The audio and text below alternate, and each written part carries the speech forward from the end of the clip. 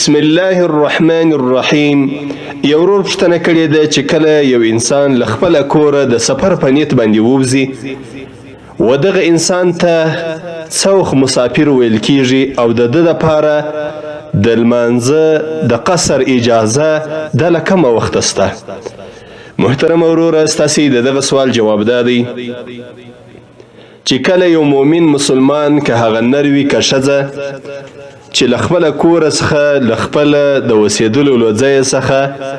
د سفر اراده وکړي او د دغه انسان د 48 میلو د سفر اراده وي یا در دې زیات یا د کیلومتر په حساب باندې چې 88 کیلومتره د سفر اراده وي یا در دغه زیات، نو دغه انسان چې کله د خپله کوره څخه ووتی او له هغه ښاره څخه ووتی چې دی کې اوسیږي،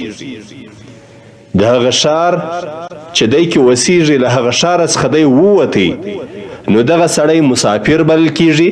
که چیرې پر ده باندې د ماپښین وخت راسي د 4 رکعاتو فرضو پر ځای باندې به 2 رکعاته فرض ادا کوي، او که چیرې پر لار باندې روانو د سنتو پرېښول هم د ده دپاره سته. که چیرې دی پر لار باندې روانو یعنی حالت ته قرار یې نه و،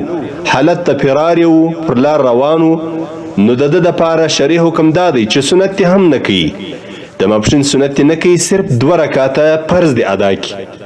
دغه رقم که پر ده باندې په دغه د سفر په حالت کې د مازدیګر وخت راورسېدی بیا به هم 2 رکعاته فرض د مازدیګر کوي، او که د ماښام وخت ورباندې راورسېدی بیا به صرف 3 رکعاته فرض د ماښام وکوي. او که چیرې حالت ته قرار و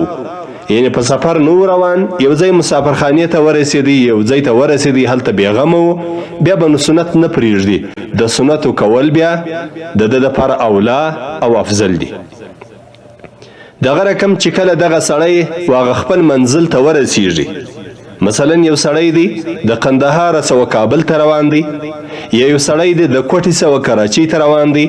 دغه انسان چې و کابل ته ولاړی یا و کراچۍ ته ولاړی، دغه انسان که چیرې هلته د 15 شپو د تیرولو نیت و بیا به هلته دی پره لمونځ کوي، یعنی هغه ځای د اقامت دی د ده دپاره، بیا به پره لمونځ کوي. او که چیرې هلته په هغه ښار کې چې دی له خپله کوره ورغلی دی، مثلا د قندهار څخه کابل ته ولاړی یا د کوټې څخه و کراچۍ ته ولاړی، دغه انسان هلته د 15 شپو د تیرولو نیت نه و، بلکې د 4 د 5 شپو د تیرولو نیت و، او بیرته دا نیت و چې زه به ځمه په سبا او بل سبا کې به ځمه، د 15 شپو د تیرولو نیت یې نه و. دغه انسان به بیا در څو پورې چې بیرته در خپله کوره راځي دغه انسان مسافر بلل کیږي، دی به پره لمونځ نه کوي، هغه د ده د اقامت ځای نه بلل کیږي. او که چیرې هلته د 15 شپو د تیرېدلو نیت وکړي چې زه به 15 شپې تیرومه، بیا به نو دی مسافر نه بلل کیږي، بلکې هغه دارالاقامت دی،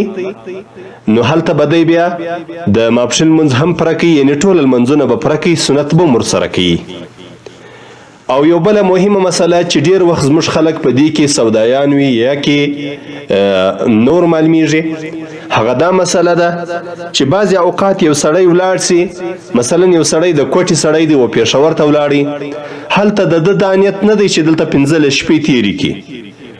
د 15 ورځو یا د 15 شپو تېرېدلو نیت یې نه دی، خو صرف د ده دا نیت دی چې زه به ځمه هلته 3-4 ورځې مې کار دی، نو دغه سړی خو مسافر دی، خو هغه کار یې نه وسو، په نن و سبا کې پر ده باندې 15 شپې تېرې سوې یا 20 شپې تېرې سوې یا میاشت ورباندې تېره سوله،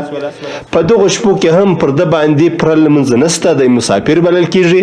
ځکه د نیت د اقامت نه دی کړی.